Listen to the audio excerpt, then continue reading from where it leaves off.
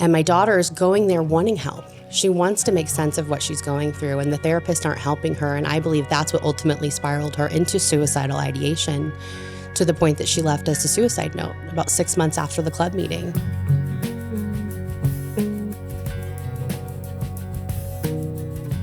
What happens when schools stop educating and start indoctrinating? What happens when the most trusted institutions in our society start pushing hidden agendas and parents are left in the dark? Who is going to protect the children? What if the very places meant to nurture are now shaping identity to increase confusion and not truth? Well, as gender ideology takes root in classrooms today, the stakes couldn't be higher. It is time for a faithful remnant to rise, to bring clarity and courage, and to stand in the gap for the next generation.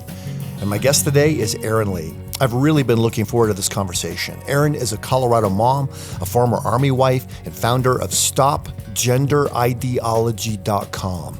She became a national voice for parental rights after discovering her 12-year-old daughter was secretly recruited by a school art club, quote unquote, that prompted gender ideology, polyamory, puberty blockers, and secrecy from parents. Since rescuing her daughter, Erin has dedicated herself to exposing the dangers of gender ideology in schools, healthcare, and the culture. She shared her story on major media outlets, testified for pro-family legislation, and joined a federal lawsuit against her school district. Erin's advocacy continues through documentaries, writing, and helping families facing similar challenges. Let's welcome Erin Lee for a vibrant episode of the Truth Changes Everything podcast. Erin Lee, welcome to the Truth Changes Everything podcast. Thanks for having me. It's really fun to have you here in person. You're a Coloradoan. I am. So thank you for coming down to Manitou Springs today. This is a super important conversation. It's actually mission critical because and people who are watching or listening are going to immediately know who you are when I describe the situation of what happened.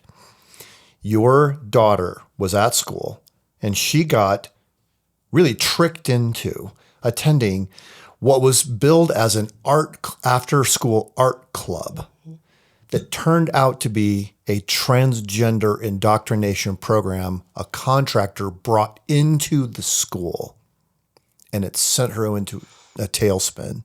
Yeah. And you're fighting for your daughter. You're fighting for her. And we honor that. And we want to hear your story. What happened? And then what is this going to mean for the parents in our country? Because literally half of the public schools in the United States of America are intentionally involved in gender indoctrination right now.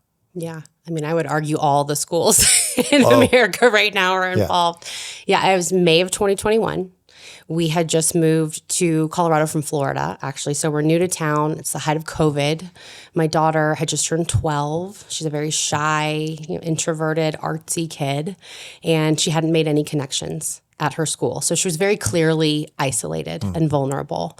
And this trusted art teacher, her favorite subject, asked her to stay after school for an art club, same day. When she got there, it was actually Gender and Sexuality Awareness Club, or GSA. And they had invited in this outside party who runs an organization called Splash for 12 and up and Skittles for kids 2 to 11 to talk about gender and sex. 2 to 11? 2 to 11, 2-year-olds. All the way down to age 2. Mm-hmm.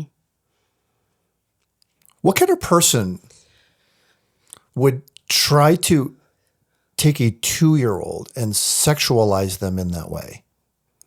We actually, in our community, we have the Unitarian Church that starts their queer sex ed program at birth. They call it Our Whole Lives, the OWL program. And they start to indoctrinate these children in infancy, 0 years old. So it's actually pretty prevalent in our community, going after kids that young. It's unreal. But she did, she talked about things like if you're not completely comfortable in your body, that means you're transgender.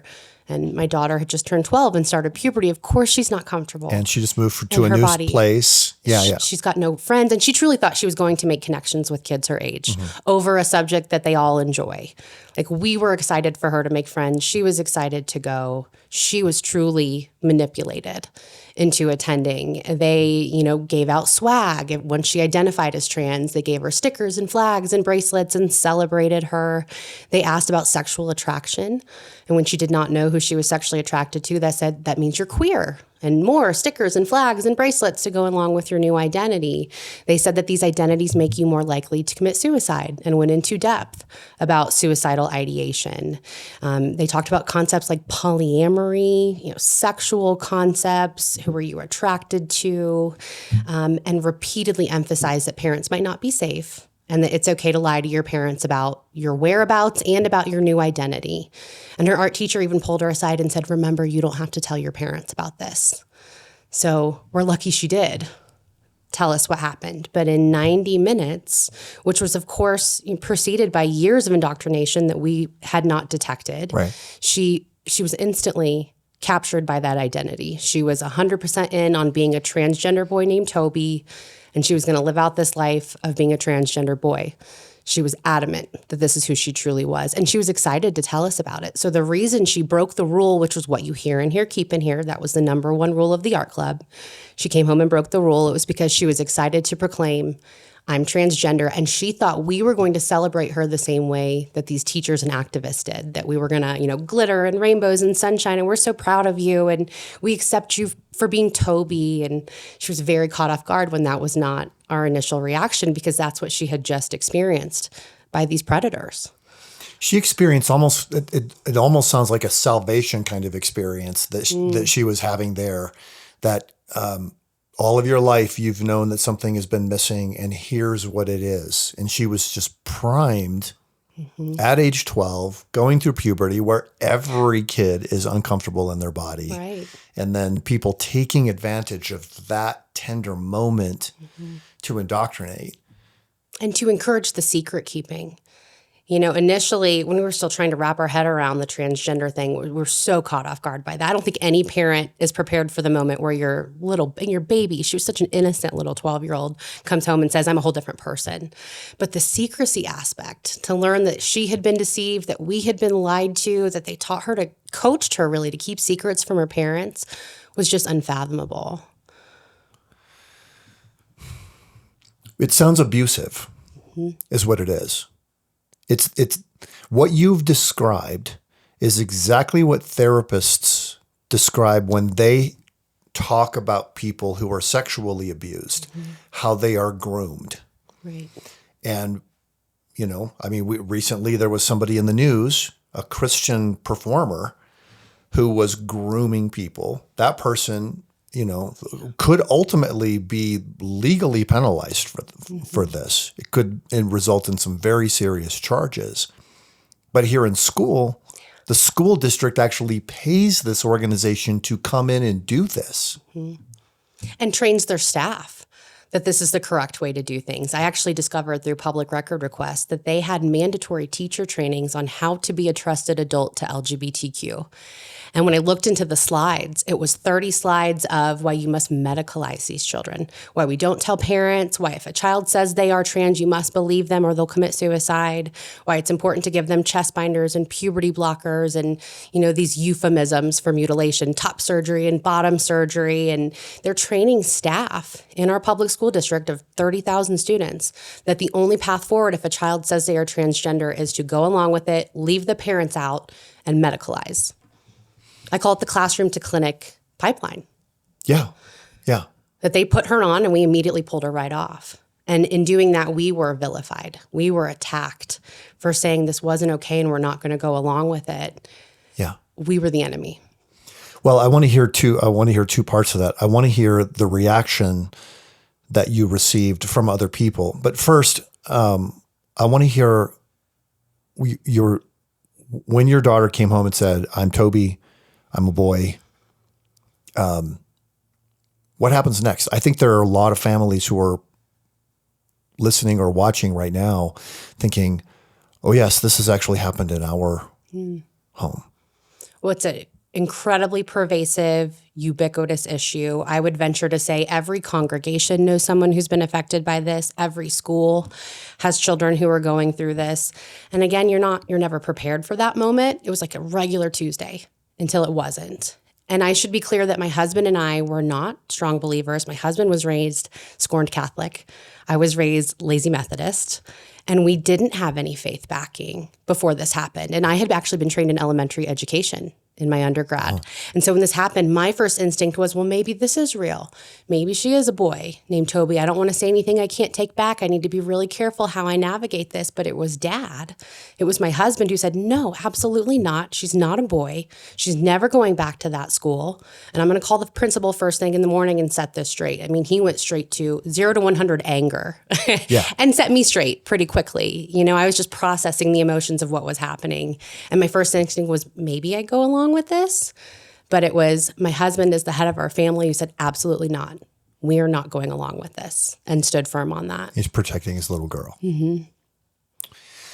And then your daughter, this began quite a long process for her of a horrifying descent, I guess. Yeah. Because here she's a spiral. Into absolute darkness. And we ignored it at first because we didn't know what to say. She handed me this flag and I didn't even know what it meant. I had to Google what this flag even meant. And then as I started to do research, you got to get them to therapy. So we took her to therapists who in Colorado where we live, it's illegal to do anything but affirm that confusion. Mm-hmm. And so therapy made it worse. And so we took her to a Christian therapist thinking, okay, she's going to align with where we're at on this issue. And she was afraid of the law that would fine her and strip her license if she did anything other than affirm our child. So she just ignored it. And my daughter is going there wanting help. She wants to make sense of what she's going through, and the therapists aren't helping her. And I believe that's what ultimately spiraled her into suicidal ideation, to the point that she left us a suicide note about 6 months after the club meeting, that she didn't want to live anymore because she had become this dark, depressed, almost inhuman, how she was feeling. At that point, did she think that being Toby was helping her? She was led to believe that it was the magic fix-all. Okay. So in that club, again, I call it glitter bombing. They glitter bombed her with, if you just wear this label, all your problems will go away. You won't be uncomfortable in your body anymore. You won't be socially awkward because you'll have all these friends who are just like you. And you'll be celebrated the way that they celebrated her. And I think she really thought, if I just keep pursuing this, it's going to get better. This is going to fix puberty, which you can't fix puberty. Kids have to go through it. This will fix my inability to make friends. No, you're going to have to get out of your shell and talk to people to make friends. And so the magic Band-Aid didn't work. And I think it was that, that 6 month point where she finally just went, I'm getting worse, not better. And she just felt so helpless. Like, the professionals aren't helping me. My parents can't help me. The Band-Aid didn't work. And I'm still an awkward, confused, uncomfortable mess. Well, Erin, 39%, according to one survey, of young adults in the United States of America identify as LGBTQ. Yeah. In the church, it's 30%, so it's barely less. Mm-hmm. I don't know what percentage of young adults in America have adopted a transgender identity. But is it working for anybody? No, absolutely. In my school district, they tout 47% of school-aged kids are LGBTQ. And a lot of them wear these labels like pansexual and non-binary that don't require any change. It's almost like it's cool to be part of this club now. Okay, so it's cool to have a label. Yeah, that you're a misfit if you're not part of the LGBTQ crowd. And a lot of these kids will wear labels like non-binary, which doesn't require you to change anything about yourself. You just get to proclaim that this is a label. I can still dress the same. I can still keep the same name, but I'm part of the LGBTQ club. And so I think kids are really pressured into going along with it, but 100% of the time it does not fix anything. And I've now helped thousands of families since going public with our story, over 3 years ago now. Parents just started to come out of the woodworks. And that's the reason I'm so vocal, is because I feel this responsibility to all these parents who are afraid to tell their story or who are still going through it, just trying to save their kid. We're one of the success stories, but that's not the norm. There's so many families who are still in the trench suffering with their kids.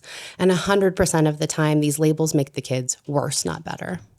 How is it still possible that after all of these years, with kids getting worse and worse and worse, that the school districts haven't let up, that the culture hasn't let up, that TikTok's not letting up, that the medical establishment is not letting up?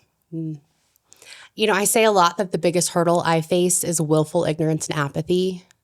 Gosh, especially from the church, where it's really easy to bury your head in the sand and turn a blind eye and go, that doesn't affect me, or that's not really happening, or, she's blowing out of proportion. That's an isolated incident.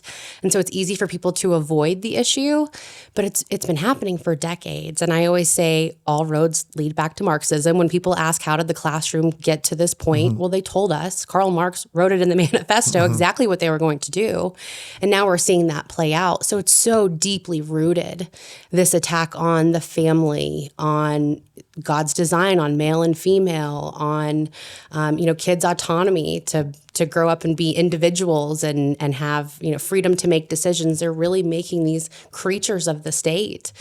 And that if you can confuse them about their sex, you can convince them of anything. Sure, of anything. If you can get a child to say, I can't tell the difference between a boy and a girl, then they're open for any kind of indoctrination. Right. No question. Right. No and the teachers have been indoctrinated. When I say, I studied elementary education in rural conservative Florida in the early 2000s, I was indoctrinated with this mindset that we follow the child. They are what they say they are. School is surrogate parent, that we have just as much authority as the parents, even more so in some cases. And so I understand most teachers aren't fully aware of what they're doing. That's just what they've been taught to do, and they're doing their job. They're leaving out parents, and they're pushing these ideologies.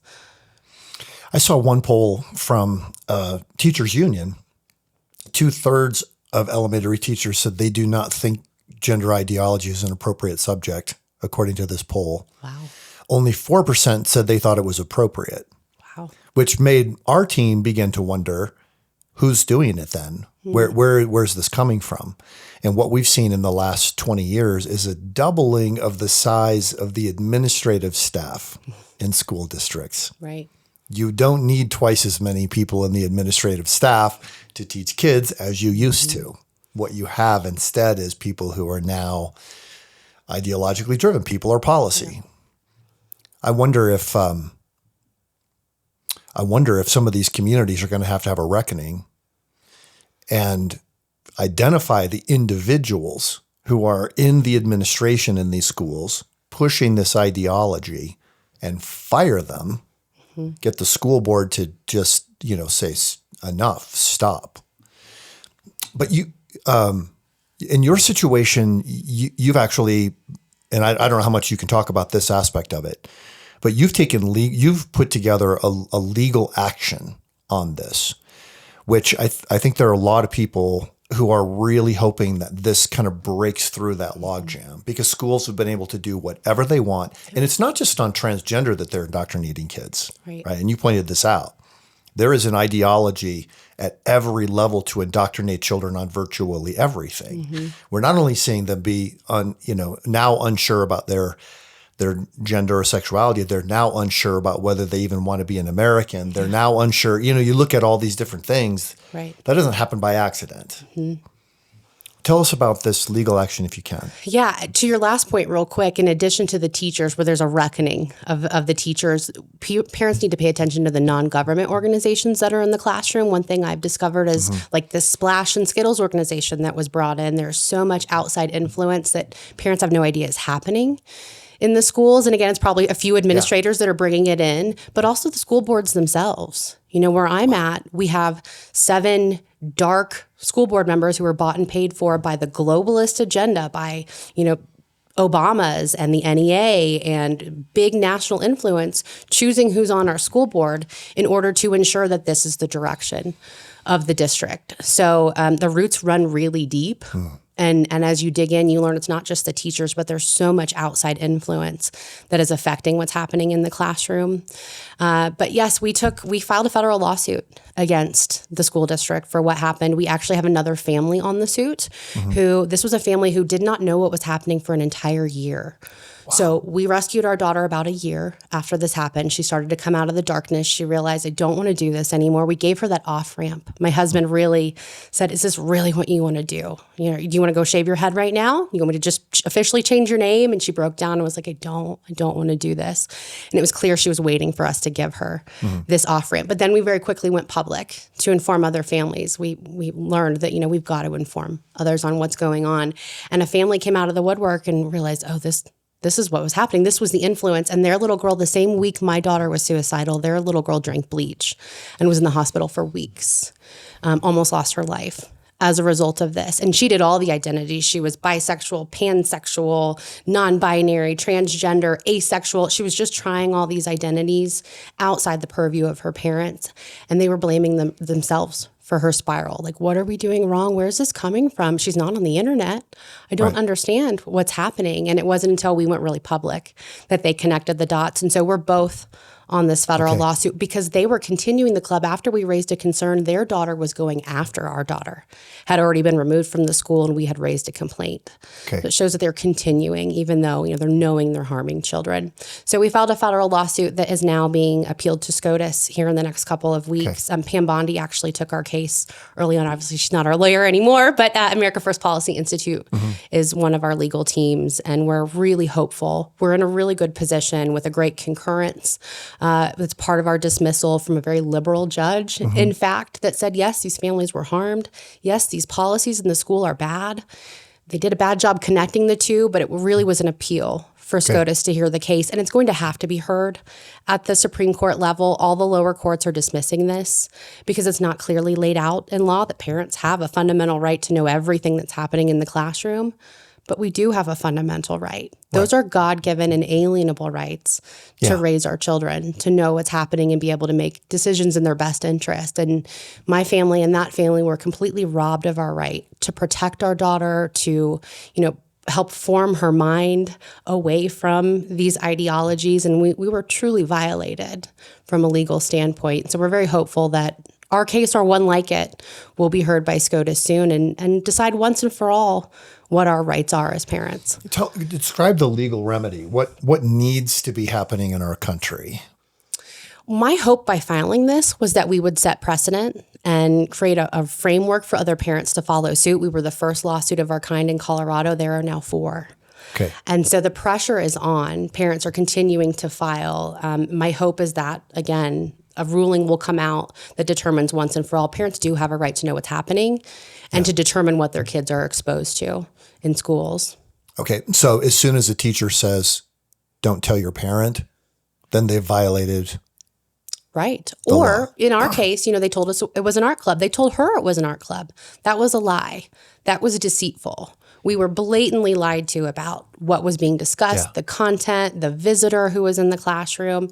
And one thing I don't talk about often, there was another visitor who was invited into the classroom that day with Splash and Skittles, who was a self-proclaimed genderqueer shape-shifting blood witch. And this young woman conducts these mandatory teacher trainings in the district, these trainings on why you must lie to parents and medicalize children.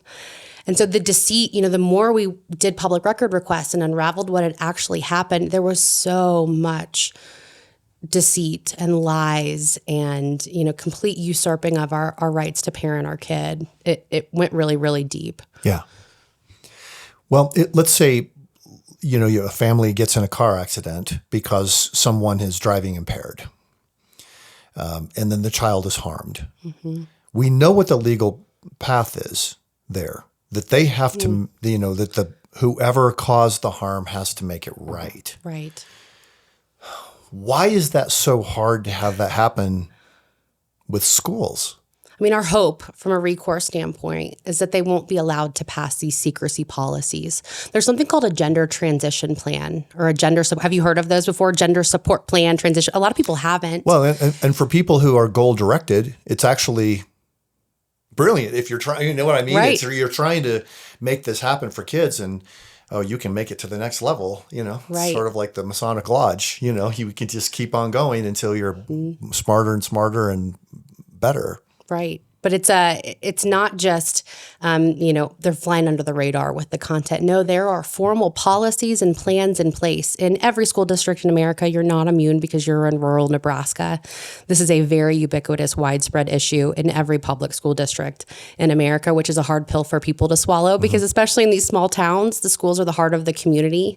So it's hard for people to grasp that the teachers have been trained this way, that the teachers' unions have such negative influence. But there's a very formal process for keeping secrets from parents in every school district in the country. And so our hope is that we will set precedent that you cannot set policies that require teachers or encourage teachers to keep secrets like this about especially these psychosocial issues. They're not trained mental health counselors. Right. They're teachers. They're there to teach math and reading. They're not there to conduct psychosocial medical transitions of children, and that's exactly what's happening. Mm-hmm.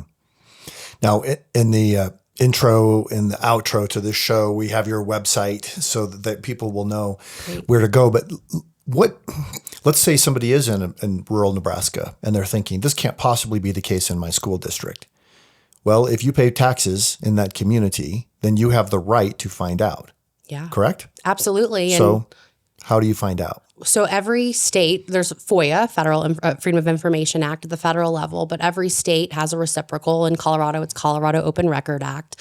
We have a right, as again, the taxpayers, whether or not you even have a kid in the district, to know what's happening with our tax dollars, their communications, their plans, their trainings, like these ones that I discovered. We have a right to know what's happening. And I encourage parents to exercise that right, or concerned citizens to dig in. If you suspect something is happening, if you know there's a rogue teacher, dig in to what's happening there. And of course, my bottom line message is always to avoid government schools if you can, because they are intentionally stealing the rights of parents to raise our kids. Don't give that right away to them to begin with. Hey, it's Dr. Jeff Myers from Summit Ministries. How confident are you in talking with your kids about gender? Because it's more than just transgenderism and sexuality.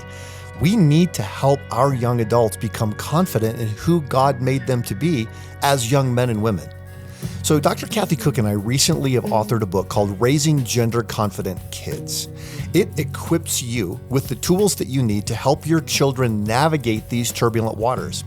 When Dr. Kathy and I wrote this book, we decided to focus on giving a biblically based approach to helping teach kids the truth about who God made them to be. We show you how you can be compassionate, promote hope and truth, and in the process, understand the cultural challenges and how they're affecting our own kids. What we want is to nurture confident, secure boys and girls to become godly young men and women. So, even if transgender has not been a big part of the conversation in your home, this book is a must-read if you're committed to discipling children to embrace their design that was given to them by God. You can get your free copy of Raising Gender Confident Kids today at genderconfidentkids.com. When I was a kid, the issue was transcendental meditation. People who advocated transcendental meditation were coming into schools and insisting that this be part of the curriculum. It's a similar situation. But they were saying this is scientific, this is good for kids, it will help them be better students and so forth. And it was all an attempt to get a new religion put into the schools. Could you characterize, or would it be unfair to characterize this transgender ideology as a new religion that has snuck its way into our schools? A religious cult is usually how I frame it. You know, they operate like a cult. Don't tell your parents. Our ideology is absolute. Stealing the identity, the autonomy of these kids. So yeah, absolutely. They operate as a religion. So if somebody's trying to figure out whether this is happening in their school, and they can do a FOIA request, as you mentioned, what are they actually asking for? because people who know how to get kids to keep secrets, right? Which every abuser would do. You cannot tell a parent because they will hate you if you tell them or whatever. Or they will hurt me if you tell them. Somehow you've got to be able to get in there and get that information. But what are you actually asking for from people who are really professionals at keeping secrets? So I always caution parents to make sure you have really open communication with your kids and know what questions to ask them first. And, take it a step back even further, inoculate your kids, educate them that this ideology it's out there. They will be exposed to it, and prepare them for that moment and prepare them to tell you that it's happening. But unfortunately, like you said, they go to great lengths to hide it. It's pronoun conversation. At the beginning of class, in just about every class in my school district, what are your pronouns? What's your chosen name? What do we call you when you call home? It's in math assignments. It's in reading assignments. My daughter was given in 5th grade, 11 years old, a reading assignment all about transgenderism. It was a book called George, and I didn't open the book. It looked unsuspecting. And I didn't understand until a year later that this was part of the grooming process, was giving her mandatory reading assignments that were all about transgenderism. So for parents, read everything that comes home, know what questions to ask, go to your child first, and make sure nothing that isn't right is happening in the classroom, nothing that's making them feel uncomfortable or making them question who they are. Start there. But I would caution every parent that it's happening in just about every school district in America. So the odds are it's there. Yeah. And they're very good at using, language that we don't detect, at manipulating things. Once we figure it out, they change the terminology. But start with these gender support plans, because they're absolutely everywhere. They sometimes call them gender support plans, transition plans, just support plans. Do a public record request to see if those exist in your school district, just the plan itself. And that's a good indicator of how widespread gender ideology is in the school system. Yeah. Well, I think if it's a really appropriate warning, and I'm glad you brought it up on the show. If you decide to keep your child in that school, you're going to be in a battle. Yeah. And it is identifying the wrongdoing that's taking place is like nailing Jell-O to the wall. At some point, you might have to make the decision to move to a different institution. Yeah. How would a parent know that? Because that's a huge decision. And in some communities, there are a bunch of different options for schools. Homeschooling is a live option. There's a Christian school or two. There's some different charter schools that are run by people whose motivations are very, very different from the school that your daughter was in. But how would they know that this is very, very serious and it's time to make the move? I tell parents you either sacrifice for your kids or you're sacrificing your kids. So it is going to require sacrifice on the part of the parent. I actually have 3 kids in 3 different options. My daughter's in a private Christian. My middle is in a conservative classical core knowledge charter. Okay. And I homeschool my youngest. Like, no system will ever get hands on my little guy who starts kindergarten this year. And that requires sacrifice. But it is so worth it, because they're not all created equal. They thrive in different settings. And for some parents who don't have the options, that's just being way more involved. That's opening every book that comes home, going to the school board meeting and listening to what's happening, because school boards oftentimes operate under the assumption that no one's paying attention. There's 2 people in the audience and 10 online. No one's listening to the decisions we're making. So you're going to have more of a presence, volunteer in the classroom, ask questions. Even in these options where my kids are now on the first day of school, I send an email that says, "Hi, I'm Erin. This is what I will and will not tolerate. If you discuss these concepts, I need to be made aware before it happens." And just really make your presence known, so that teachers are not so inclined, like they were with my family, to take advantage of your lack of involvement in the classroom. Well, we're talking together in this conversation right in the middle of this legal action, possibly going to the United States Supreme Court. So many things that are happening at this moment. If there are parents who say, "I not only want to know more about this, I need to somehow join up. I need other parents who I can be back to back and shoulder to shoulder with, talk about how they can connect with you. That's my number one recommendation when parents go, I don't know where to start. Just find like-minded people, whether there's a Moms for Liberty or, my organization, Protect Kids Colorado, or, a local grassroots, a church group of like-minded parents. Find people like you who you can talk to about these issues. That's step number one, because there's strength in numbers and parents are more inclined to ask questions and be involved and know what's happening if they are speaking with other parents in the community. So that to me is always step one, is find like-minded people, band together. That's what really had a lot of effect on our family. Is the next week after the art club happened, we went to the school board and I was just this scared mom, I need answers. I don't know what's going on. Someone help me. And it was a group of moms who heard me speak that night, who got a hold of me and said, hey, have you ever heard of public record requests? And I hadn't. Oh, let me teach you how to conduct that, because I think there's information. You're not getting all the information. And I want to help you find it. So I've been blessed by just a group of 2 or 3 moms who said, come on in, let us teach you what we know. Let's navigate this together. We want to come alongside you. That made all the difference for us and our family. Well, the people at the school district are almost certainly going to gaslight you if you do that. So how do you stay confident? Because they try to make you feel like you're the crazy one. Yeah. Parents have to remember that their authority to parent their kids comes from God, not from the government. That yes, while I'm fighting this legal battle for parental rights in the legal system, they are just reaffirming what we already know to be true is our fundamental, inalienable, God-given right to parent our children. And you just have to stand firm and confident in that. Yeah. They're not the authority. We are. And this is coming from a mom who has had Child Protective Services weaponized against my family because I wasn't willing to go along with it.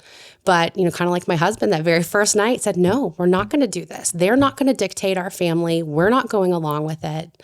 And you have to have confidence in your God-given authority to parent your kids and your responsibility to do so. Well, you're very brave. Thank you for leading the way. There has to be somebody who stands up and says, the emperor is naked and we can't put up with this anymore. So thank you for being willing to do that. We're going to give the website once again at the very end of the show so people can know how to get in touch with you. But if you're a parent or a grandparent, and this is happening in your family right now, this is not just you having to fight against a school. You're going to have to fight for the heart and soul of your child. Mm-hmm. And that's going to have to happen through strengthening the relationship with the same gender parent as much as possible. Yeah. If that parent's not around, then finding, could be a pastor, a youth pastor, a troop leader for American Heritage Girls, or somebody out there who can speak as a safe authority in your life. You might end up having to change schools. It's almost certainly the environment. If it's that toxic on this one issue, it's going to be toxic on everything else. Mm-hmm. Probably have to have some really serious conversations about social media usage. Because a lot of, if you just Google the word transgender, the first 5 pages are all things that you've talked about. Mm-hmm. How to keep this from your parents, how to get cross-sex hormones without your parents knowing about it. Here's a law firm that will help you legally separate from your parents. That's the stuff that you're going to find. Yeah.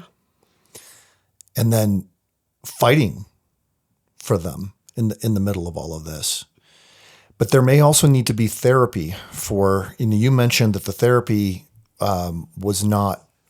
ended up being very difficult. Causing more harm. Is there a kind of therapy that's helpful for families in this situation? Knowing what I know now, you just have to be really cautious and proactive. And in my opinion, meet with the therapist first and ask really direct questions. Okay. When we bring you this issue, how will you handle it? If my child says they're the opposite sex, how do you respond?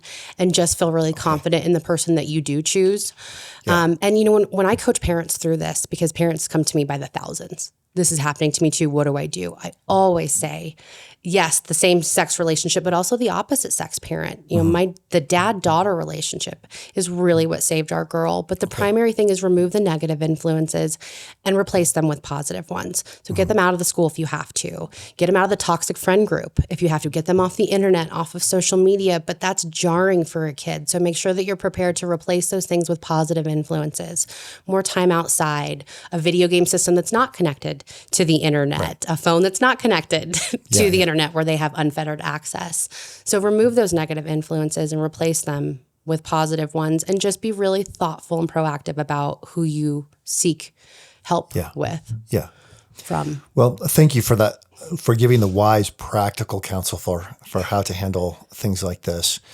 And can you share with us at the very end here how your daughter is doing at this time? She's great. I'll say the godly advice that I always end with. Most of the families that come to me are not believers. This happens a lot to very liberal families who don't have that foundation in their life, is that you have to teach your child to find their identity in Christ. Whether it's drugs or sex, they're going to search the world for identity if you don't give them that firm grounding early on and help them understand there's no wrong way to be a boy or a girl, that God gave you, you are male or female, you cannot change it. So it's so important that we give them that grounding before this kind of a thing even happens. Yeah. And that really is the truth that changes everything. Thank you. Yeah. Thank you to my guest, Erin Lee, for coming on the show. You can go to stopgenderideology.com to find more of her resources. This podcast is a resource of Summit Ministries. At Summit, we come alongside the rising generation, their trainers, parents, and influencers, so that young adults know God's truth and become champions of a biblical worldview. To learn more about Summit, or to get more resources to help the young adults in your life embrace and share the truth that changes everything, just visit summit.org. Thanks for listening. We'll see you next week.